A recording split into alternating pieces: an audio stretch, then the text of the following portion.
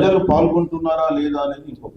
ఇవాళ 42% రిజర్వేషన్ల మీద 3 పొలిటికల్ పార్టీస్ కూడా, రాష్ట్రంలో ఉన్న పొలిటికల్ పార్టీస్ కూడా ఏ ఒక్క పార్టీ కూడా చిత్తశుద్ధి లేదు. దయచేసి నేను ఏ ఒక్క పార్టీకి చెందిన వ్యక్తిని కాదు, న్యూట్రల్ వ్యక్తిని కాబట్టి నేను న్యూట్రల్ గా మాట్లాడితే ఎవరికైనా బాధ అనిపిస్తే నన్ను మన్నించాలని చెప్తున్నా. మొదలు ఎందుకంటే వాస్తవాలు మాట్లాడుకోకపోతే పని జరగదు. నిజాలు మాట్లాడితే మనకు ఒకవేళ వస్తుందా రాదా అనే విషయం తేటతెల్లమై మనం ఏం చేస్తున్నాం, అసలు ఎందుకు వస్తలే 42%? మరి తెలంగాణలో కులగణన చేస్తే 56.36% జనాభా అని ఈ ప్రభుత్వం చెప్తుంది. అంతకుముందు గవర్నమెంట్ చేసి 61% మంది ఇచ్చి ఆ రిపోర్ట్ బయట పెట్టడం అదొక అంశం.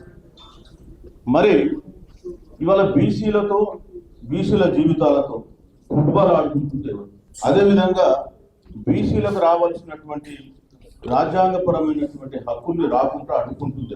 ఈ విషయాలపైన మనం చర్చించాల్సినటువంటి అవసరం ఉంది. నేను ఎక్కువ టైం తీసుకుని బట్ ఒక 5-10 minutes లోనే క్లోజ్ చేయడానికి ట్రై చేస్తాను. ఇవాళ మీకు చిన్న ఉదాహరణ చెప్తాను. భారత రాజ్యాంగం అమలు 1950 జనవరి 26 రోజు వచ్చింది. రాగానే అప్పటి వరకు తమిళనాడులో ఉన్నటువంటి కమ్యూనల్ జీవో, బీసీలకు, ఓబీసీలకు, ఎస్సీల రిజర్వేషన్ సంబంధించిన జీవోను సుప్రీంకోర్టు కొట్టేస్తే ఆగస్టు 14, 1950 రోజు మన పెరియార్ గారు తమిళనాడు బంధకాలు చేశాడు.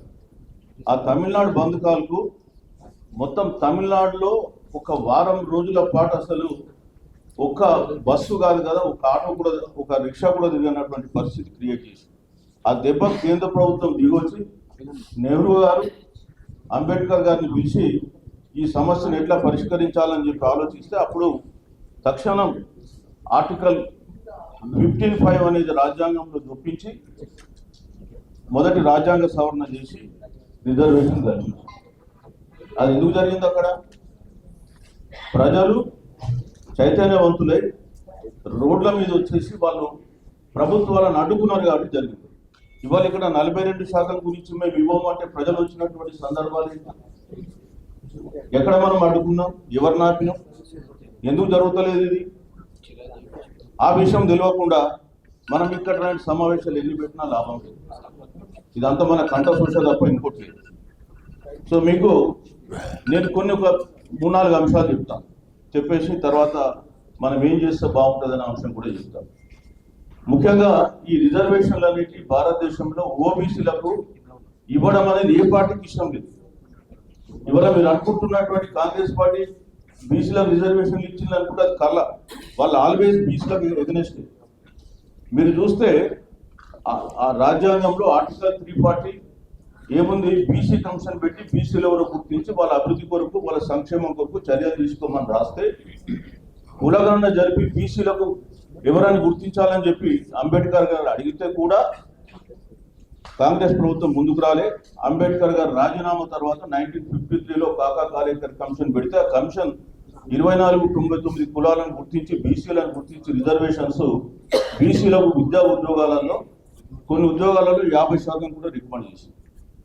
ఇస్తే నెహ్రూ గారు దాన్ని ఆమోదించకుండానే, పార్లమెంట్లో ప్రవేశపెట్టకుండానే రద్దు చేశారు. రద్దు చేసి 1961లో ఒక జీవో ఇచ్చి బీసీలకు సంబంధించిన అంశం మా కేంద్ర పరిధిలో కాదు, ఇక రాష్ట్రాలే తెలుసుకుంటాను. అది జరిగింది. తర్వాత బీసీల కమిషన్ ఎవరు పెట్టలేదు. ఎందుకు చెప్పాల్సి వస్తుందంటే కాంగ్రెస్ పార్టీ యాటిట్యూడ్ చెప్పాల్సి వస్తుంది నాకు.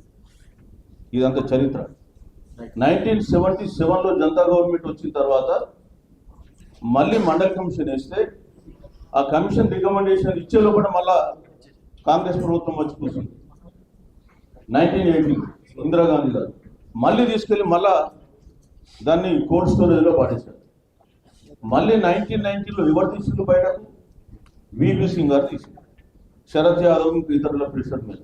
అంటే కాంగ్రెస్ పార్టీ యాటిట్యూడ్ ఏంది? మొదలు బీసీ కమిషన్ పెట్టారు, బీసీలు ఎవరు గుర్తించారు, బీసీలకు రిజర్వేషన్. ఎవరు ఇచ్చిండ్రు? కమిషన్ పెట్టింది మండల్ జనతా గవర్నమెంట్, ఇంప్లిమెంట్ చేసింది విపి సింగ్. అది కోర్టులో స్టే వస్తే ఆ కోర్టు స్టే అయిపోయిన తర్వాత 93లో పివి నరసింహారావు గారు సెప్టెంబర్లో దాన్ని 27% అమలుకు ఒప్పుకున్నారు. కానీ ఆయన మనసులో అగ్రకుల తత్వం ఉంది. బీసీలకు ఇవ్వకన్నా మొదలే 10% ఓసీలకు economically backward class and reservation ఒక జీవో ఇస్తే ఆ జీవోను మండల్ కమిషన్ ఇంప్లిమెంట్ చేసినటువంటి ఏదైతే ధర్మాసనం ఉందో ఇందిరా సహాని కేసులో ఆ ధర్మాసనం విని రాజ్యాంగ పరంగా ఆర్థిక పరమైన రిజర్వేషన్ చెల్లవని చెప్పి 9 మంది జడ్జిలను 8 మంది కొట్టేసింది. అంటే కాంగ్రెస్ లో ఉన్నటువంటి ఆ జీన్స్ చూడండి ఎట్లా ఉన్నాయి. వాళ్ళకు బీసీలకు ఇవ్వకనే మొదలే ఓసీలకు 10% ఇస్తారు.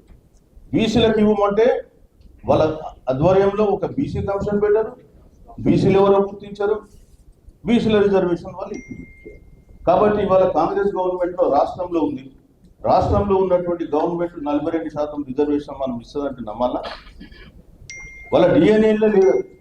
వాళ్ళు అనొచ్చు మేము 1971 రాష్ట్రంలో ఇచ్చినామంటే అప్పుడు ఉన్నటువంటి శివశంకర్ పడ్డ కష్టాలు ఇవన్నీ కూడా చాలా మందికి తెలుసు. కానీ నేషనల్ లెవెల్లో జరుగుతున్న ఇష్యూ చెప్తూ ఉన్నాం. ఒకటి ఇక పోతే కాంగ్రెస్ ప్రభుత్వం యొక్క డిఎన్ఏలో బీసీలకు రిజర్వేషన్లు యాంటీ వాళ్ళు ఉన్నారు. రిజర్వేషన్ ఇవ్వడానికి వాళ్ళకి మనస్తత్వం ఒప్పదు అన్లెస్ అండ్ అంటిల్ ప్రజలు ప్రెషర్ పెడితే తప్ప. ఒకటి. రెండవది ఇక బీజేపీకి వస్తే బీజేపీ గవర్నమెంట్ కూడా ఆల్వేస్ ఓబీసీల రిజర్వేషన్లకు 1979లో జనసంఘ్ గవర్నమెంట్ మన జనసంఘ్ ఉండే అప్పుడు బీజేపీ లేదు. జనసంఘ్ వాళ్ళు 1979 కర్పూరి ఠాకూర్ గారు బీహార్లో బీసీ రిజర్వేషన్లు పెడితే ఆయనకు మద్దతు విరమించి గవర్నమెంట్ పడబోతుంది. 1990లో విపి సింగ్ గారు మండల్ కమిషన్ అమలు పరుస్తామని చెప్పి ఆయన జీవో ఇస్తే మద్దతు విరమించి ఆ గవర్నమెంట్ పడబోతుంది.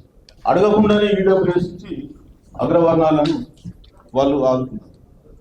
అంటే మనం అడిచినా ఈ కొట్టినా ఏం చేసినా మేము ఇవ్వము అనేది వాళ్ళ ఉద్దేశం. కాబట్టి ఈ రెండు కూడా పార్టీల యాటిట్యూడ్, జాతీయ పార్టీల యాటిట్యూడ్ ఈ విధంగా ఉంది. ఇక మన రాష్ట్రంకి వచ్చేస్తే ఇక్కడ ఉన్నటువంటి బీఆర్ఎస్ గవర్నమెంట్ కూడా బీసీలకు సంబంధించినటువంటి రిజర్వేషన్ల మీద వాళ్ళకి చిత్తశుద్ధి లేదు. ఎందుకంటే వాళ్ళ పీరియడ్లో ముస్లింలకు 10% రిజర్వేషన్ ఇవ్వాలని చెప్పేసి 9th షెడ్యూల్లో పెట్టాలని చెప్పి అసెంబ్లీ తీర్మానం చేసి పంపుతారు. కానీ బీసీలకు సంబంధించిన రిజర్వేషన్ 42% ఉండాలని చెప్పి ఒక అసెంబ్లీ తీర్మానం చేసి కేంద్రానికి పంపుతారు. ఇది కాదా? అడగండి వాళ్ళని, వాస్తవమా కాదా? ఒకటి. రెండవది, నిన్నాక మన కేసీఆర్ గారు బయటకు వచ్చి మన మీద బీసీల గురించి మాట్లాడతారని చెప్పి మనం అనుకుంటే మన గురించి అసలు మాటనే లేదే. అరే రాష్ట్రంలో 60% జనాభా బీసీలు వాళ్ళ సమస్యలే పార్టీల సమస్యలుగా ఉండాలే తప్ప వాళ్ళ గురించి మాట్లాడుకుంటే మేము ఏదో మాట్లాడతామంటే ఎట్లా? మీరు మాట్లాడండి, మీరు నీళ్ళ గురించి మేము మాట్లాడేది అర్థం లేదు. కానీ మా సమస్యలు కూడా మాట్లాడండి. మీకు నిజంగా చిత్తశుద్ధి ఉంటే మా సమస్యల గురించి కూడా మాట్లాడతారు. మీరు లేదు కాబట్టి మీకు మా గురించి పట్టించుకోలేరని మేము భావిస్తున్నాం. ఇవాళ ఏ ఒక్క పొలిటికల్ పార్టీకి కూడా బీసీలకు 42% రిజర్వేషన్లు ఇవ్వాలనేటువంటి విషయం అంతర్గతంగా లేదు అని చెప్పి తరాఖండ్ అది. కాబట్టి మరి ఏం చేస్తే వస్తాయి? ఇవాళ మేము మొదటి నుంచి కూడా ఒకటే చెప్తున్నాం. ఇవాళ 42% కూడా సజీవంగా ఉండడానికి మేము కూడా ఒక కారకులం ఉంది. మేము మొదలు చెప్పినాం 9th షెడ్యూల్ వాళ్ళ రాష్ట్ర ప్రభుత్వం పంపించింది. మొదటి నుంచి కూడా 9th షెడ్యూల్ గురించి మేము మాట్లాడాం. ఈ రోజు కూడా 9th షెడ్యూల్ గురించే చెప్తున్నాం. అంటే కొంతమంది మధ్యలో వచ్చింది. 9వ షెడ్యూల్లో కూడా పెడితే రక్షణ ఏముంది? 2007లో సుప్రీంకోర్టులో జడ్జిమెంట్ ఇచ్చింది కదా, ఆ జడ్జిమెంట్ ప్రకారం రివ్యూ చేయొచ్చు. సుప్రీంకోర్టుకు జడ్జిమెంట్ ఇచ్చినా ఇవ్వకపోయినా రివ్యూ చేసే అధికారం అంతర్గతంగా ఉంది, ఎప్పుడైనా చేస్తారు వాళ్ళు. ఒకటి, మనం ఎందుకు 9th షెడ్యూల్ అడిగినాం? ఎందుకంటే తమిళనాడులో ఆల్రెడీ 9th షెడ్యూల్లో పెట్టించుకున్నారు. వాళ్ళు 94 నుంచి ఈ రోజు వరకు కూడా రిజర్వేషన్ పెంచుతాం. బీసీలకు 50%, ఎస్సీలకు 18%, ఎస్టీకి 69% ఇచ్చింది. మరి మనం ఎందుకు ఆ మార్గంలో పోవద్దనే దాంట్లో 9th షెడ్యూల్ మీద 2007లో వచ్చిన జడ్జిమెంట్. 2007లో వచ్చిన జడ్జిమెంట్లో ఏం చెప్పిందంటే, సిసిరో జడ్జిమెంట్లో, సిసిరోనో కోయిలోనో పేరు, సో దాంట్లో అయ్యారు కోయిలు, ఈ జడ్జిమెంట్లో భారత రాజ్యాంగ మౌలిక సూత్రాలకు వ్యతిరేకంగా ఉన్నటువంటి ఏ 9th షెడ్యూల్ యాక్ట్ అయినా మేము రివ్యూ చేస్తామన్నారు. భారత రాజ్యాంగ మౌలిక సూత్రాలు వ్యతిరేకంగా ఉంది. అది 1973 కేశవానంద భారతి కేసు నుంచి అన్ని 9th షెడ్యూల్ యాక్ట్ చూస్తామన్నారు. చూడండి, ఇదే సుప్రీంకోర్టు బాబు ఒక్క నిమిషం, ఇదే సుప్రీంకోర్టు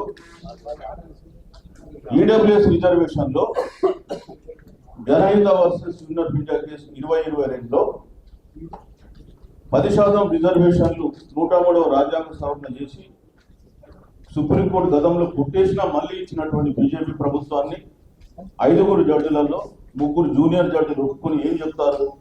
రిజర్వేషన్ల 50% సీలింగ్ అనేది రాజ్యాంగ మౌలిక సూత్రం కాదు, కాబట్టి 10% పెంచుకోవచ్చు అన్నారు. కాబట్టి 60% వాళ్ళ అక్కడ వచ్చింది.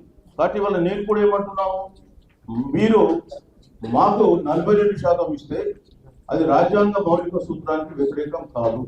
ఎంపీ గారు ఆర్ కృష్ణ గారు వచ్చారు, వారికి స్వాగతం చెప్తూ నేను ఇక్కడ ఏం చెప్తున్నామంటే రాజ్యాంగపరమైనటువంటి రక్షణల గురించి మాట్లాడుతున్నాం. ఇవాళ 9th షెడ్యూల్లో కూడా 284 చట్టాలు చేస్తే ఏ ఒక్క చట్టం సుప్రీంకోర్టు కొట్టేలేదు. సో మనం ఏమంటున్నామంటే ఆల్రెడీ మన బిల్లు కేంద్రంలో వాళ్ళ వద్ద ఉంది, కాబట్టి మనకు అది ఒక వారం రోజులలో క్లియర్ చేయొచ్చు. ఈడబ్ల్యూఎస్ రిజర్వేషన్ ఎక్కడ క్లియర్ చేశారు? వారం రోజుల్లో. జనవరి 7, 2019 రోజు కేబినెట్ ఆమోదం, 8వ తేదీ లోక్సభలో ఆమోదం, 9వ తేదీ రాజ్యసభలో ఆమోదం, 12వ తేదీ రాష్ట్రపతి ఆమోదం, 14 దేశవ్యాప్తంగా. మరి మాకెందుకు చేయాలండి 2 బిల్లు 2 సెషన్స్ అయినా? సో మేము ప్రశ్నించాల్సిన అవసరం మాకు. సరే, ఇప్పుడు ఇంకొక వాదన ఇప్పుడు వస్తుంది. హలో, ఇంకొక వాదన ఇప్పుడు ఏంటంటే రాజ్యాంగ సభ. ఇవాళ రాజ్యాంగంలో ఎక్కడ 50% సీలింగ్ పెట్టాలని లేదు. ఆర్టికల్ 15(5) కానీ 16(4) కానీ 271 D6 కానీ T6లో ఎక్కడ కూడా మనకు 50% సీలింగ్ లేదు. కానీ కోర్టు ఇంటర్ప్రిట్ చేస్తున్నాయి 50% సీలింగ్ పెట్టాలని. ఎస్సీ ఎస్టీలకు జనాభా దామాషా ప్రకారం ఇస్తూ 50%లో మిగిలింది. ఇదే దాన్ని గతంలో మన చిన్నరెడ్డి వారు ఓపెన్ గా క్రిటిసైజ్ చేశారు. కోర్టులకు మీకు ఆ పవర్ ఎక్కడ